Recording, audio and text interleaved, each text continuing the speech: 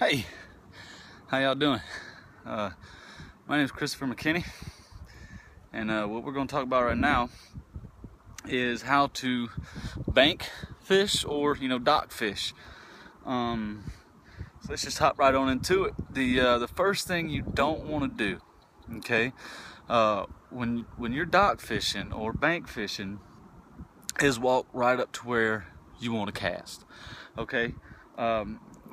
What I mean by that is, if you see behind me, there's a little dock over there. Okay. All right. I want to fish that dock. Okay. That dock is, if you look on top of it there, it's got a little brim feeder. I'm in a fairly large pond right now. This isn't a stocked pond for bass or cat, but it is stocked for brim. They like to keep brim in here to, I guess, keep the ecosystem or whatever you want to call it good. But everybody knows that, well, most people know that when you bass fish, bass generally stay by docks, banks, tree limbs, stuff like that. Now, with that being said, real quick, you see there are, I guess you could say, layers of schools of bass, so there might be a layer right by the bank, okay, which is where you want to start out fishing. 10 feet past that, there might be another layer, or school of fish. Another 10 feet past that, it might be a little more. And so what you don't want to do is scare that first layer of fish right there. All right, because you let those guys get away, they're going to swim out, okay, and they're going to swim out towards that second layer, and that second layer of fish is going to swim out more towards that third layer, so on and so forth. So you don't want to walk right up to where you're going to fish, okay? Because if you can walk right up. I've seen a lot of anglers, they'll walk right up to where they want to fish and they'll just do a drop shot right there. Like I said, you can do that. Your luck or skill, maybe, whatever you want to call it, it probably won't be as good, okay? Because I know you want to see the fish. It's hard not to go look. Hey, are there any fish over there?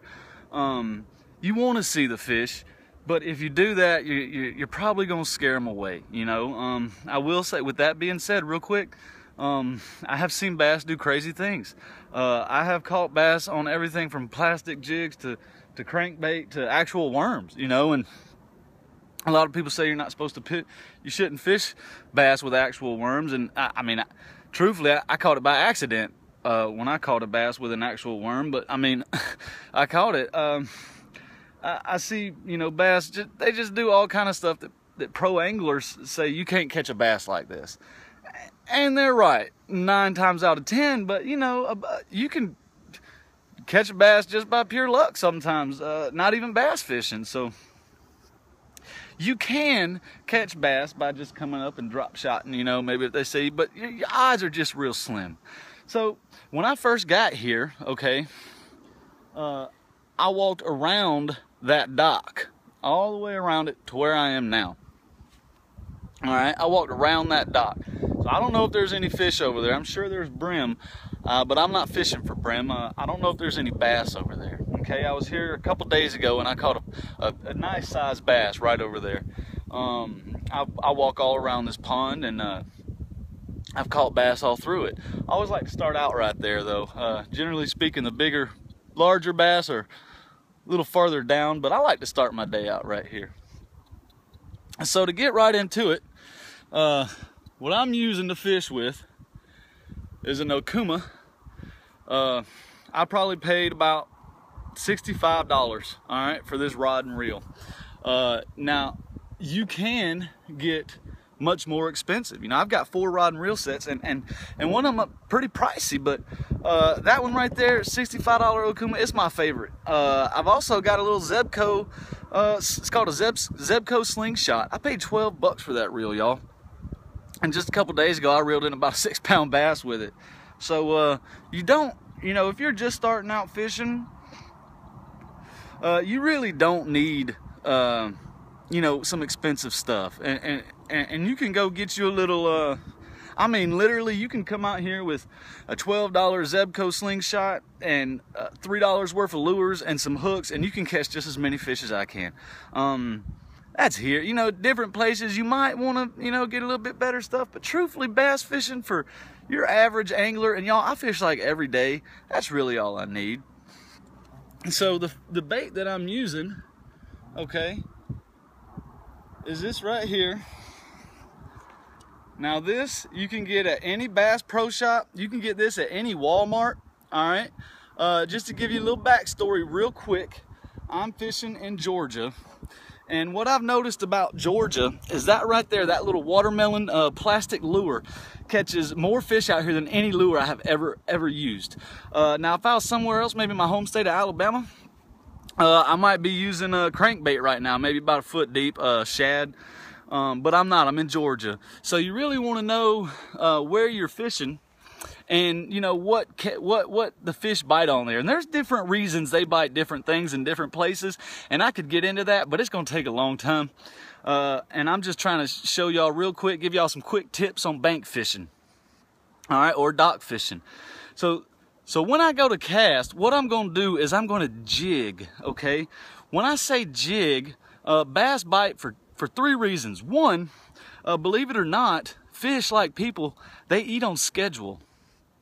All right? And if it's their schedule, you know, their time to eat, that's why fish have active periods where they're going to bite. All right? But now, 9 times out of 10, it ain't their schedule. It ain't time for them to eat. So jigging does one of two things.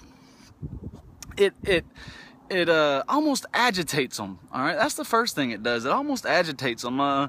If you got a bass out there, and you throw that lure right by it, you know, and he's just kind of hanging out and he don't want to be bothered, and you start jigging that lure, you know, it literally just about makes them mad, you know, and so they'll bite it just because, you know, they're ticked off, and so they'll bite that bait just to kill it, but leave me alone, you know. The other thing is, all right, bass, they almost can't refuse a free meal, okay?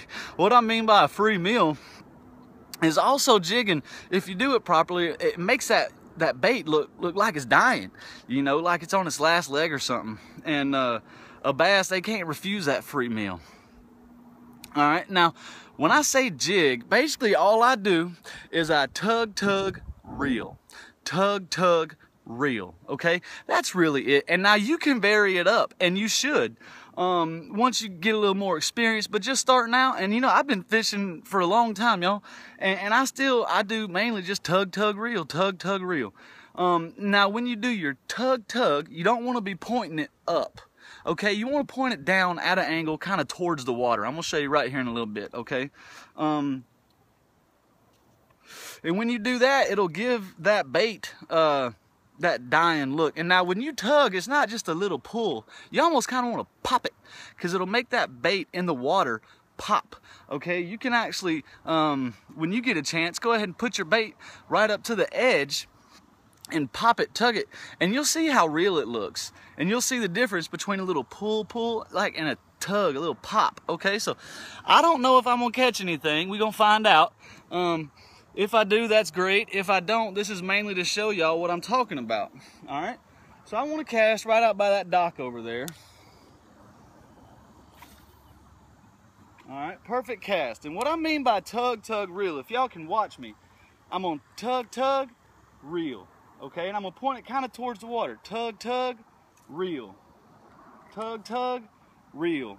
And like I said, now you can vary it up if you want. There we go. Well, we got us a fish. It ain't very big, I can already tell. Yeah, it's a little bass. Okay, but it proves my point. Oh, it got off. That's even better. Little bass like that ain't even worth taking off the hook. But you see, I don't know if y'all could see it or not. We got us a little bass, but it just proves my point, okay? Tug, reel, tug, reel.